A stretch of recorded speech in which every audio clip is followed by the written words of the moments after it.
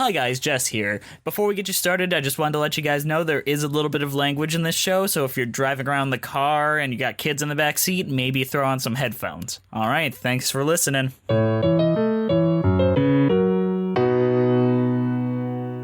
Hi, I'm Andrew. And I'm Jess. And welcome to Musicals with Cheese, the show where I quiz Jess and our guest about musicals. And we have a returning guest, Brent Black, aka Brentalfloss. Hello again. It's so great to have you back. So what are we doing today, Andrew? You've got the reins. I'm quizzing these two musical nerds about musicals. Jess wrote questions for Brent, and Brent wrote questions for Jess. So it's fair. I didn't write any of these questions because I don't know shit. So there's that. Let's see. Who wants to go first? Ooh. Should we flip a coin? Okay, but Jess, you have to call it. Heads or tails? Tails. Oh, okay. Well, Jess goes first. Alrighty. All right. So I'm going to ask Jess a question written by Brent here. Jess, are you ready? I'm ready. All right.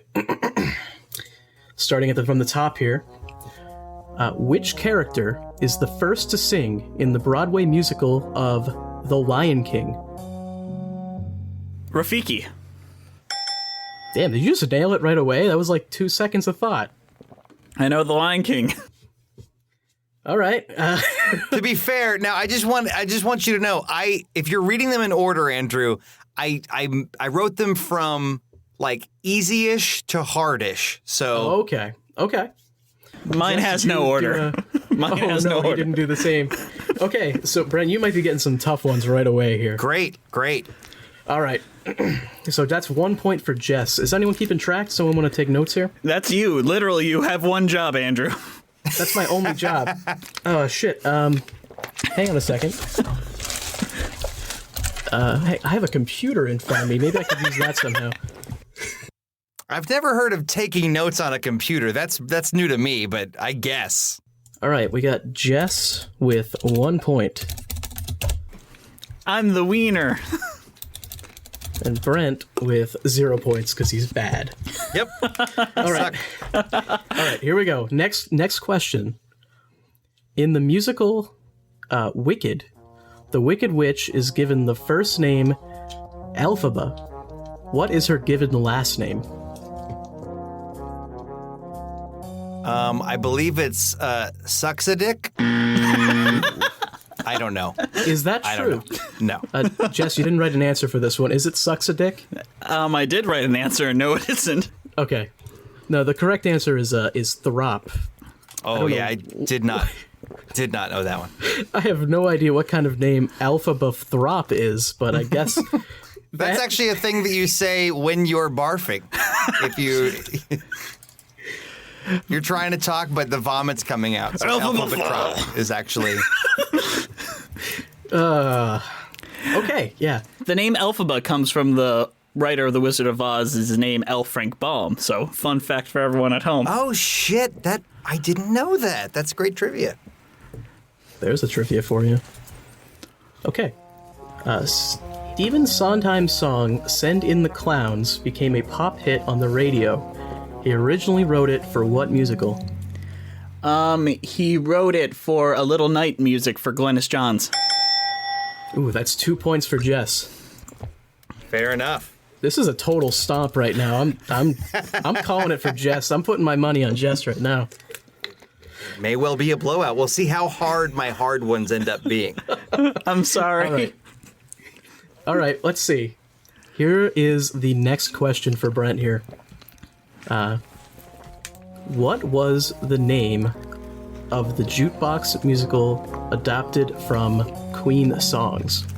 We Will Rock You. That's a point. Yeah! That's a point. It's a close game now. Go, Brent! It's only 1 point up. Okay. All right. Next one for Jess. What early 2000s off-Broadway and Broadway musical had a character named Gary Coleman played by a woman? Avenue Q. I'm going to skip ahead a little bit on these questions. I think these are too easy for him. Perhaps. I mean, the thing is, it comes down to what the number of questions overall is, because if I wrote more than Jess, then definitely skip ahead. The thing is, I haven't heard enough episodes to really know the trivia brain of Jess. So, like, that makes I started sense. Easy, and there's a pretty steep curve toward the end. That makes sense. All right, so I'm gonna skip ahead a little bit because I think some of these are too easy for him. All right, we're gonna go with the next question for you though. Mamma Mia is one of 2 Broadway musicals with songs written by members of ABBA. What is the other? Oh, funny you should ask. The other is Chess. I can't wait for you guys to do Chess as an episode, because boy, do I have some thoughts that I'll yell at you while listening. I like ABBA as a band, so maybe it's good. I'm one of the few defenders of the Mamma Mia movies. Okay, I'm gonna skip to this one. All right. Are you ready, Jess? I'm ready. In Legally Blonde, the musical, the character of Emmett sings that he has a chip on his shoulder, and it's as big as a... Shit. It's a fill in the blank. I get it. I just don't know it. I don't know Legally Blonde that well. I'm a disappointment to my fans. All right, give a guess here. You gotta give something, or just concede. Walnut. I don't know. No. Boulder. Sorry, Boulder. Oh my goodness! You can't change your answer though. I'm not giving that one to you. I should have put it together. I should have followed the rhyme. God damn it. Yep, you are right on the second one though, but I'm not giving that to you. I'm right in my own morals, so Jesus still loves me. No, I'm not. That's not a point for Jess. Jess Okay, is not getting a point real there. quick, I've just got to tell you on the Jesus note. I set a lot of reminders with Siri on my iPhone. So when I set a reminder that said musicals with cheese is soon, it said musicals with Jesus soon. That's us. Yeah, that's us. I just wanted you to know. You guys are very Christ-like. Musicals with Jesus soon. All right. That sounds like an interesting night, I'll say. Yeah. I want to watch Godspell, the Jesus Christ Superstar, and then I want to watch the 10 Commandments. And Godspell, duh. Children of Eden, pass. All right, here's a question for you then, related to that. There is a song in Godspell that is both optional and allowed to be placed in any spot in the show. What is this song? Oh, God damn it. So, if I'm not mistaken, Where Are You Going was written by a different songwriter. So I'm going to guess that, but I bet I'm wrong. According to Jess, you are incorrect. What is it? It's Beautiful City. Oh, well, because they wrote it for the movie. All right, that's fair. Grumble, grumble. Oh, that's 2 incorrect in a row. Our nerds are not doing well. All right, Jess, are you ready for your next question? I guess I have to be. Steven Schwartz is the composer for Wicked, Pippin, and Godspell. Name any one of the 3 animated movies from which he's provided songwriting work. All right, does this mean just lyrics, or do you mean music and lyrics?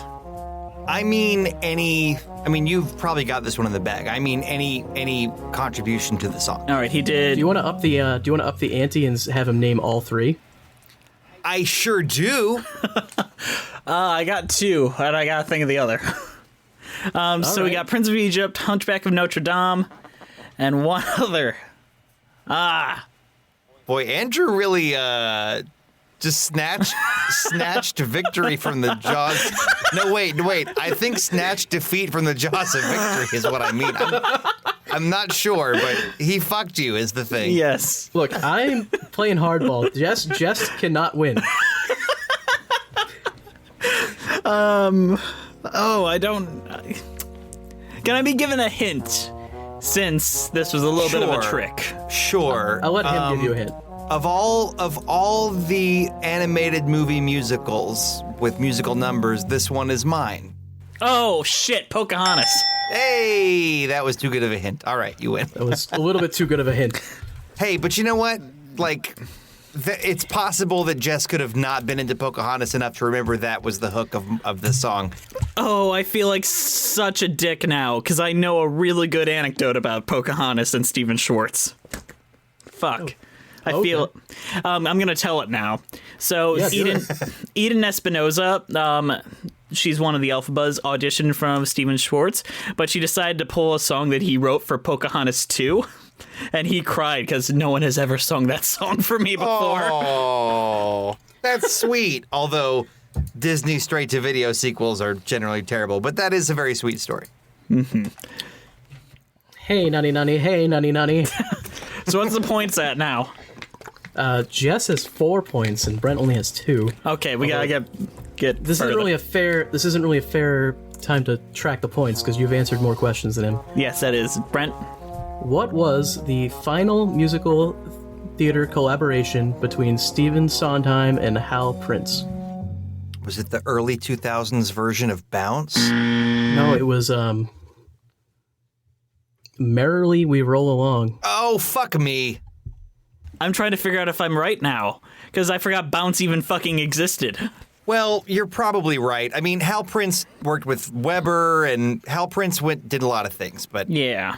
I think this was the last official collaboration they did, where everything else was kind of off the record. Sure. Fun fact, I'm sure you've seen this, Jess, but I don't know if it's been mentioned on the show. Have you seen the documentary about Merrily? Yes, the original production? I demanded I see it in theaters when it came to Michigan. It's so good. Anyway. What's it called again? It's the best worst thing that ever could have happened to me. One day, me and Andrew are going to talk about Merrily, and I'm going to force him to watch that documentary. Oh, man. If you can get a good video of Merrily, but I think if Andrew loves it, I will be surprised. Really? I think he would like it, actually, but you never guess what the fuck Andrew's going to... You never know. He's like a 20-sided die, that Andrew. Mm-hmm. I'm a wild card. What can I say? Yeah. But there is a really good recording done by Digital Theater, which is pro shot and directed by Maria Friedman, which is the one I show everyone because all the performances are stellar in it. You can buy it like whenever. We need to trade notes after this, Jess, because I have Broadway HD as an app on my TV and my streaming thing, but I bet you have a lot more sources of watching musical theater that you don't have to go out and buy a ticket for. 100%. Here we go. Which television star played the title role in the final cast of Jekyll and Hyde's original Broadway run? That's an easy one. David Hasselhoff. Oh, shit. Nailed it. Oh, man. We rode the Hasselhoff. Dude, Andrew, have you not seen? Boy. I have seen him lay on the ground and eat a cheeseburger. That was a better performance than him as Jekyll and Hyde. You know... Okay, Andrew, yes. Don't watch the whole thing because your skin will fall off of your skeleton, but, just YouTube search when you have a moment, David Hasselhoff, This Is the Moment, because it's the big ballad and... it's just... Oh, no.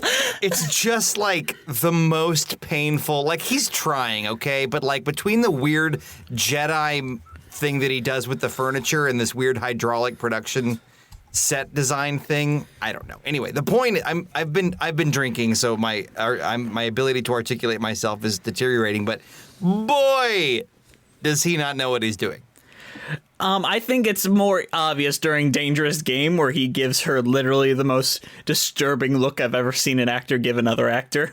Oh, it's just miscasting. He's good at what he's good at, but boy, did he just bite off more than he could chew. All right, before we go back to it, Brent, have you ever seen the dress rehearsal for that recording where they have Rob Evan in that role, where it's literally shot for shot the same, but with a much better actor? I've seen YouTube videos of it, and I mean, yeah, he was, if I'm not mistaken, understudy for through a couple of casts or a swing or something. But yeah, no, didn't he tour as Jekyll Hyde? The point is, he had real experience with the role and had the kind of voice you want. Mm-hmm. And I'm a big fan of that very terrible musical. I think it's a great album, just like Chess. I think it's a great album. But I think on stage it never quite works. Again, just like La La Land, Jekyll and Hyde has an interesting-ish first 30 minutes, and then it's like, oh my God, are we still watching this? Jesus Christ, how many ballads are you going to have? Oh my God. I'm going to go take a dump. Maybe it'll be over by the time I get back. That's how it You see, I disagree with you. The first 30 minutes are the slug, and then after that's on, it's just a downhill slope. It's not very good, but you're on for the ride. Fair. I guess I've never seen it live, so, like, I've never felt captive. I've seen it live 3 times. Once with Konstantin Maroulis and 2 times in, like, touring productions. Oh, my goodness. You win. All right, I want to know my next question that I'm going to fail at. All right, next one. All right.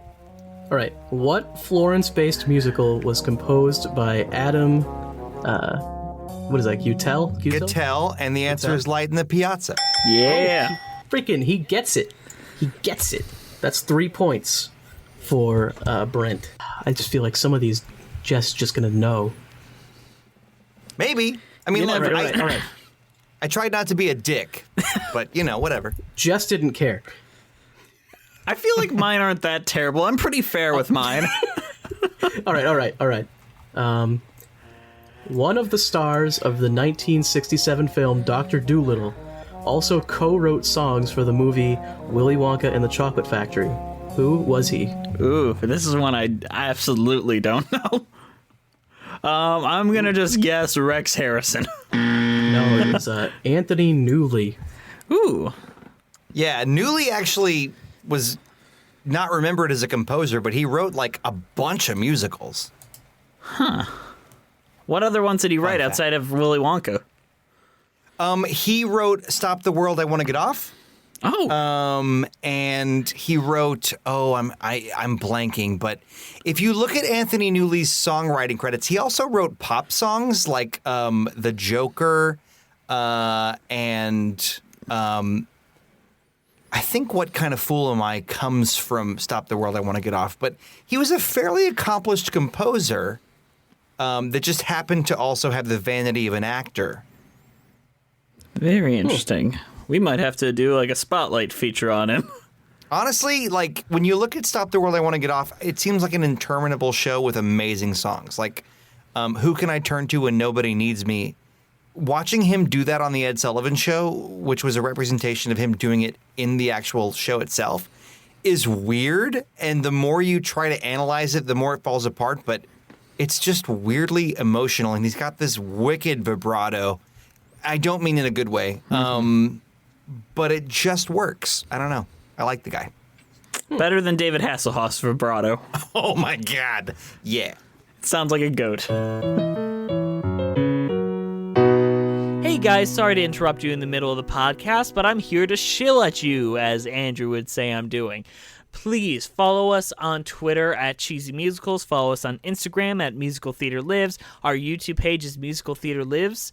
We're on iTunes, Spotify, Stitcher, and many others. Please leave us a review on iTunes. It's our way of getting viewed out there, and we desperately need the exposure if you're able to do it. If you have any questions or you want any comments, recommendations, please email us at musicaltheaterlives@gmail.com. We're grateful that you're here every week, and we're so thankful that you're here. And yeah, that's about it. We'll get you back to the podcast. Thank you for listening, guys. All right, Brent, your question coming up here. Okay. Who is the composer of Be More Chill? Oh, my God. Do you guys know I'm personal friends with this man? Joe Iconis. Oh, shit. Shit. I mean, like, we're not besties, but we've had a drink and a hot dog, you know. Joe actually graduated from my grad school program a few years before me. Wow. Small world. Yeah. There you go. There's a point for you. He finally did something for you. Yeah. Also, Will Rowland, who's in Be More Chill and was in Dear Evan Hansen, is kind of a friend of mine. So I'm just going to name drop till this show's over. I hope that's cool. All right, we get it. You know people, okay? Come on. I know people, too. No, you don't. You know me. That's true. And you don't know anybody either. Yeah, I know you.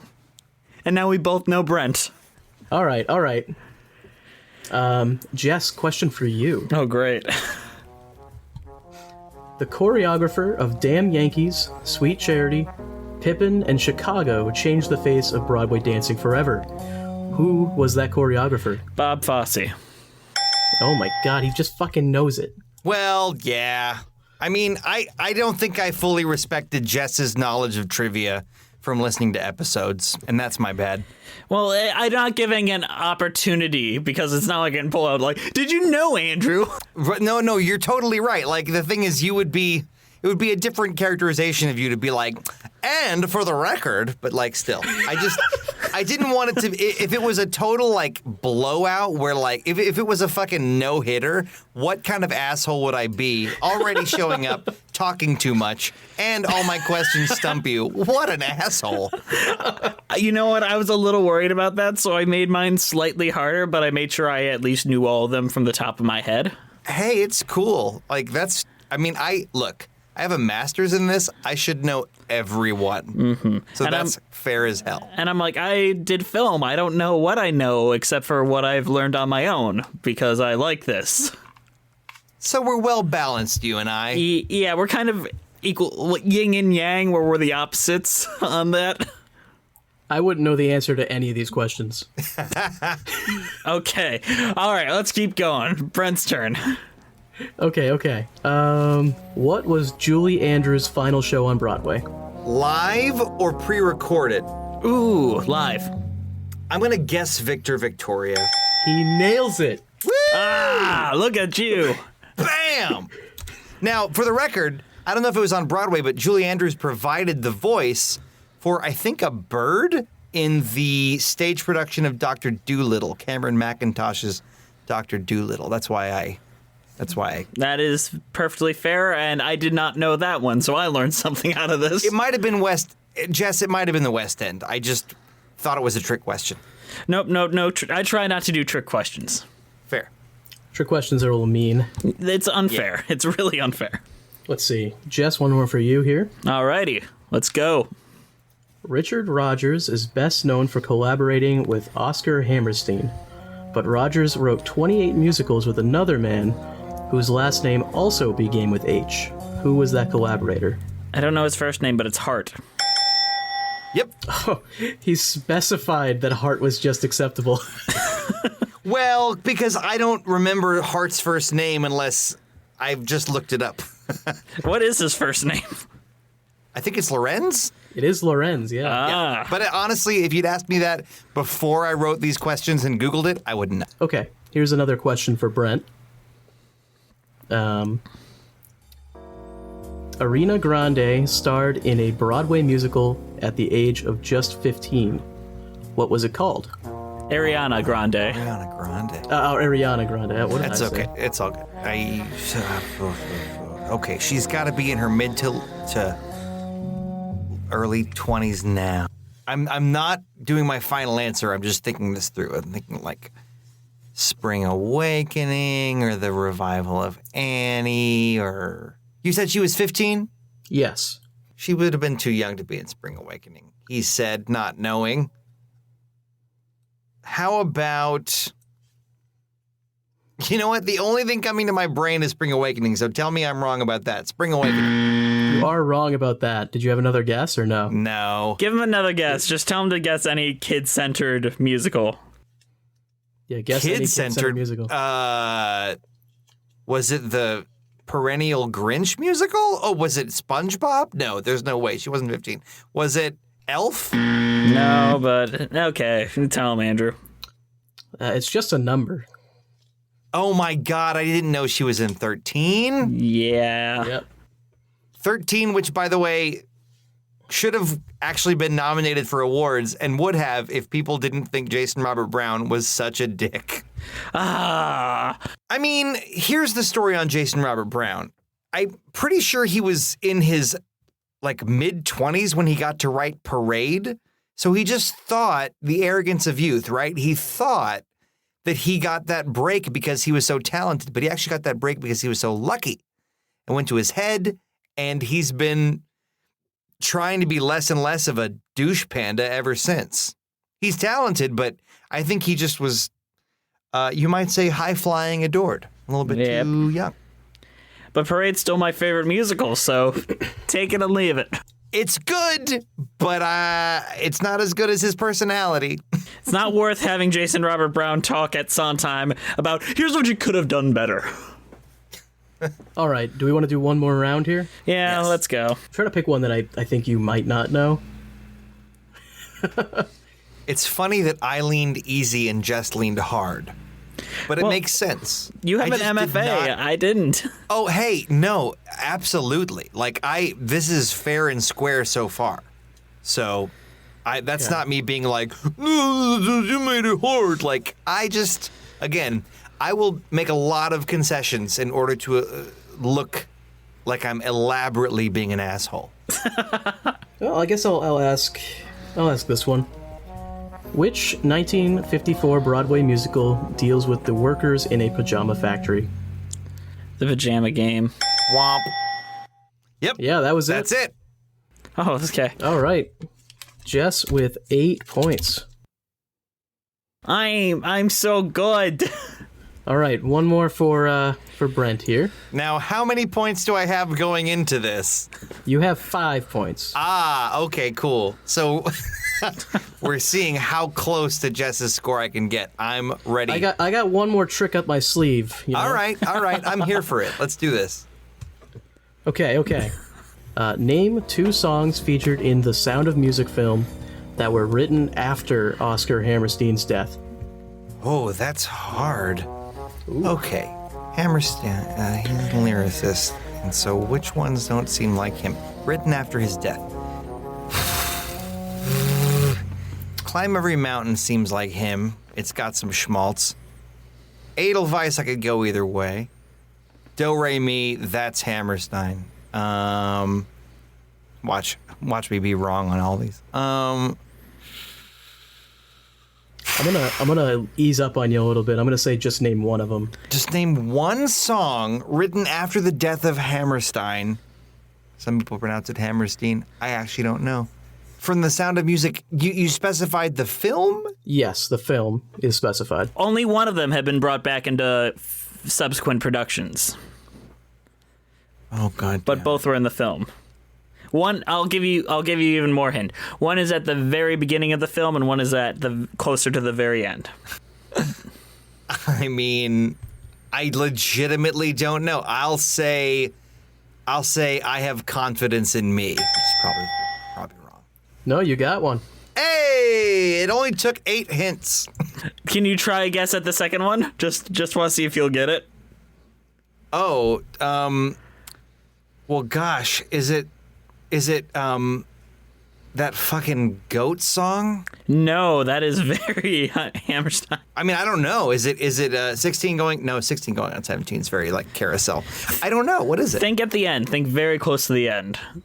Think something that's so plot-centric you're surprised it didn't exist before. I'm drawing a blank. It's been actually a minute since I've seen the Sound of Music movie. Gotcha. All right, so it's something good and I have confidence. Okay, that totally makes sense now that you say it. I didn't realize that Hammerstein was the Howard Ashman of Sound of Music. I didn't realize that was even a thing until you brought it up. Really? Wow. Yeah. I'm a fraud. No. He's a hack fraud. It's true. Are you sure Jess doesn't have the degree? I'm actually questioning that myself at this point. I did an internet show for like 10 years, dare I remind you. Yeah, XX Jess World XX. Anyone remember that one? No. No, Oh, buddy. wait, no one remembers that one. No. All right, I'm gonna throw out a wild card here, Go for it.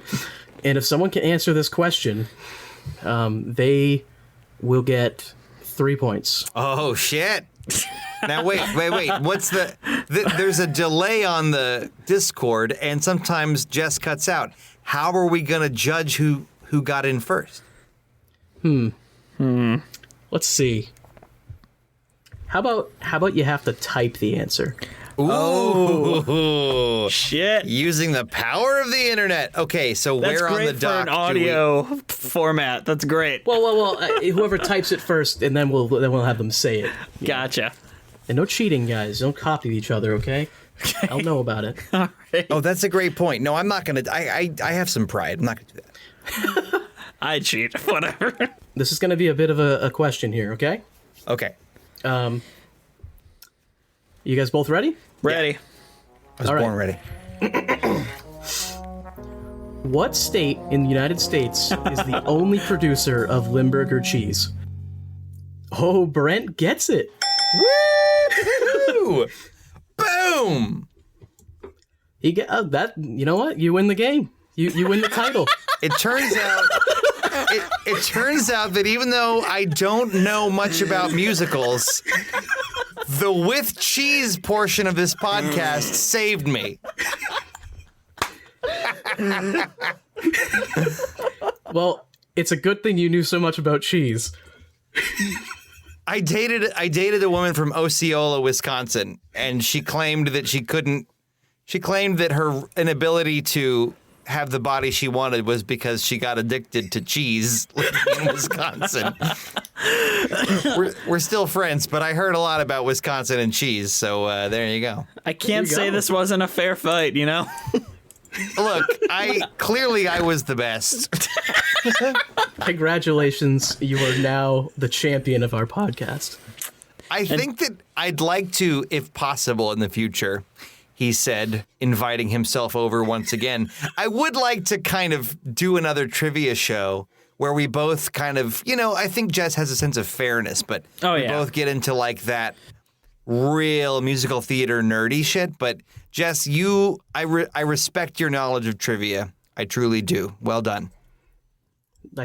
I don't respect your knowledge of cheese. You and you never have.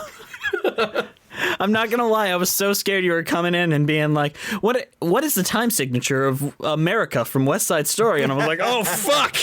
It switches, it's not fair. What is the name of Andrew Lloyd Webber's estranged stepfather? Like, I mean, no, I tried to make mine like stuff that you could know, and they were worded in a way that I just didn't want it to feel like gotchas, Mm-hmm. And I feel like I tried not to give you gotchas either, even though I'm sorry. Great. No, your questions were great. The issue is that some of the questions I had to just straight up skip for Jess because I knew that he knew the answer for them because he's done videos on the stuff before. Yeah, well, I mean, one of the questions was written before your Carrie episode came out, and the answer was Carrie the musical. Yep. Also, we just talked about chess, so one of the questions, the answer of which was chess, was out. So yeah, there you go. Then there was also, you had a question about the sequel to Phantom of the Opera, which I know Jess knows about a pretty decent portion about. That was the first video I ever made on the internet. Jess, gut check. What's the best song from Love Never Dies? It depends. It changes. Like, I love Beneath the Moonless Night until they start talking. But Till I Hear You Sing was like the first song that came out, like the music video that got me like, oh, this could be potentially not trash. So that one would probably be my first choice. Till I Hear You Sing made me think it might be a worthwhile show. Yes. I was wrong, but like I think Till I Hear You Sing actually could stand alongside the other songs in Phantom 1 and, seamlessly. But yeah. The rest of it is just a fucking abortion. Well, there's things I like about it. Like, I really love Raoul in it. You do? I love Raoul in it. It's like, oh, they gave you character finally. Yeah. It's kind of like saying, oh, this, I don't know. It's like this, it's like he was hollow before and now he's full, but it's like of shit. So, I mean, like, it's give and take. But yeah, I get what you're saying. I love Why Does She Love Me, like, as a song of, like, someone just hating himself and, like, I'm such a failure. Why does she stay with me? Doesn't it feel, and I think I might be cribbing from Diva here, Diva of Musical Hell, doesn't it feel like he's a fan fiction character who's simply setting up that he's less good than the guy we want to get Christine? Like, 100%. I'm not claiming this musical's good. No. I'm claiming I like elements of the songs and, like... Sure. I want a threequel. I want a third one where the Phantom and Raoul try to raise this estranged child of theirs together. Two men and a baby, but like Yes. one of them's got a mask. Yeah, like they just hate each other and they have to deal with it. And in the end, they fall in love. Yeah, no, I'd watch that. It's like What it in the would be hell are called. you guys talking about? This threequel would be called like Love Dies, but sometimes it takes a while. No, it'd be called Love Lives Again. Oh, okay. I'd like it to just be called Full House with masks. Bob Saget would play the Phantom. Dave Coulier would play Raoul. I'd see it. 2.5 masks. There you go. All right, this was a fun episode. Damn, we should do this again. We should have a rematch sometime soon. Yeah, and next time I'll be a real bastard. All right, so thank you guys for listening. We're so glad that you guys stick around. We're so glad that Brent is here. He's such a wonderful guest. Oh, well, thank you. Please download us on iTunes, subscribe, Spotify, we're there, Stitcher, we're all under Musicals with Cheese. Follow us on Twitter at Cheesy Musicals. Our Instagram is Musical Theater Lives. My YouTube page is Musical Theater Lives. If you got questions for us, email us at musicaltheaterlives@gmail.com. Brent, I know you've got tons of stuff you want to promote. Oh my goodness, I'm going to try to keep it quick. If you are interested in the way that I combine musical theater and video game music, you can check me out as Brentalfloss on YouTube with the With Lyrics series. That's at youtube.com/Brentalfloss. I am the co-host of a news and politics podcast called Trends Like These on the Maximum Fun Network. You can Google that. I am also the co-creator of a really fun party game called Use Your Words. I worked very hard on it, but also it's a hoot, and you can get it on all the current generation consoles, as well as Steam for PC and Mac, and the Nintendo Wii U. And more information about that can be found at useyourwords.lol. Which you can find in the description and show notes. And a special thanks to our cover art artist, Jolene Casco. Find her Instagram in the show notes below. She's incredible, and she will do commissions for you at a very reasonable rate. So check her out. So once again, thank you guys for listening. I'm Jess. And I'm Andrew. And we'll see you next time on Musicals with Cheese.